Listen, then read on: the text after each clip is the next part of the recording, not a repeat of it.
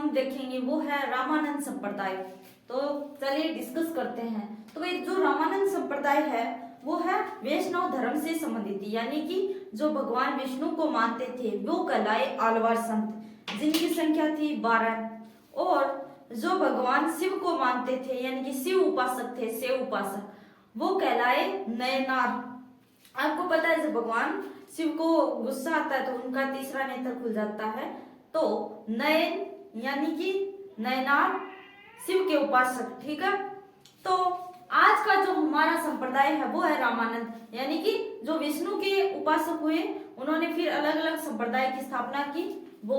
अब देखो रामानंद संप्रदाय नाम से पता चल रहा है कि रामानंद जी के नाम पर है ये संप्रदाय। तो रामानंद संप्रदाय की स्थापना किसने की?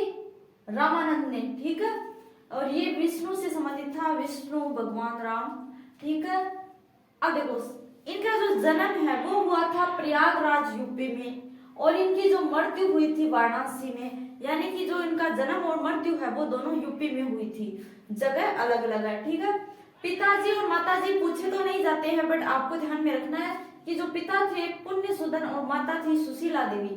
ठीक है, अब गुरु देखो, गुरु थे रामानंद, रस रामानंद, रस राघवानंद। ठीक है, तो राघवानंद इनके जो गुरु हुए उनका नाम, जो रामानंद जी है उनको है वो जो भक्ति परंपरा है वो दक्षिण से उत्तर लाने का श्रेय है वो दिया जाता है। तो अगर भक्ति परंपरा को कोई दक्षिण भारत से उत्तर भारत में लाया वो थे रामानंद जी। ठीक है, और दक्षिण में किसी ने जो भक्ति परंपरा चलाई तो वो थे रामानुजाचार्य। ठीक है, तो रामानुजाचार्य है वो दक्षिण के थे, और इन्होंने दक्षिण में वो भक्ति भावना का प्रचार प्रसार किया।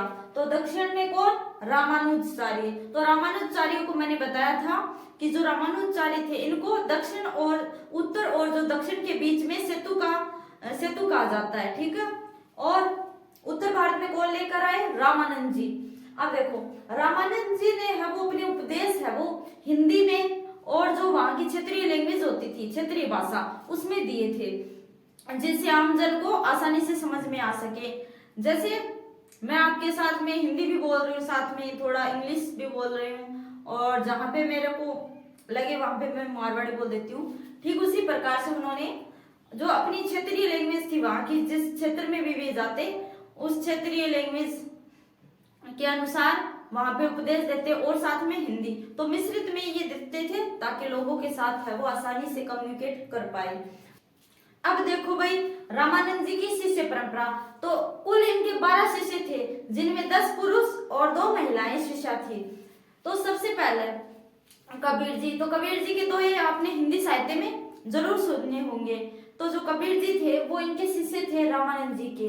संत धन्ना ये थे जाट, और जो कबीर थे ये दूल्हा परिवार से संबंधित थे। ठीक है, और संत पिप्पा और सेना ये था नाई, और सगना ये था कसाई। ठीक है, रैदास ये थे चरमकार, ये मीराबाई के भी गुरु थे। अंतानंद जी, भावानंद जी, सुखानंद जी और नरहरियानंद। तो मोस्टली आपको याद में रखना है कबीर जी किसके शिष्य थे? रामानंद जी के। संत धन्ना, संत पिप्पा और रैदास को। ठीक है, और 2 महिलाएं आ गई है, तो महिलाएं जहाँ थी वहां पे इंपोर्टेंट हो जाती है। तो सुरसरी और पद्मावती ये है वो जो रामानंद जी है इनकी शिष्या मानी जाती है। ठीक है, तो टोटल 12 थे जिनमें 2 महिलाएं थी। अब देखो इन 12 जो शिष्य थे इनको द्वादश महाभागवत कहा गया। ठीक है, द्वादश मतलब 12 और महाभागवत कहा गया। ठीक है, तो अब देखो भाई हजारी प्रसाद द्विवेदी, तो इनका नाम तो आपने सुना होगा हिंदी साहित्य में, हजारी प्रसाद द्विवेदी। तो इन्होंने है वो जो रामानंद जी थे उनको आकाश धर्म गुरु कहा। ठीक है, तो आकाश धर्म गुरु कहा गया किसके द्वारा? हजारी प्रसाद द्विवेदी के द्वारा इनको। अब देखो रामानंद जी की जो शिष्य परंपरा है वो देखो, रामानंद जी की शिष्य परंपरा में है कृष्णदास पयारी। कृष्णदास पयारी का नाम उल्लेखनीय है क्योंकि 1503 में इन्होंने है वो जो नाथपंथी थे, नाथपंथी मतलब जो शैव धर्म के उपासक थे, उनको शास्त्रार्थ में हराकर है वो 1503 में रामानंदी पीठ की स्थापना की थी। कहाँ पे? जयपुर में। तो अब देखो कृष्णदास पयारी किसके शिष्य है? रामानंद जी के। गद्दा जयपुर में रामानंद पीठ की स्थापना की अपने गुरु के नाम पर।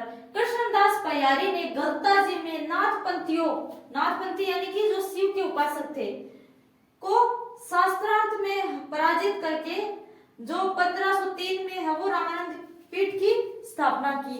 तो जो रामानंद जी की आगे आगे इस प्रकार से है वो शिष्य परंपरा चलती रही। तो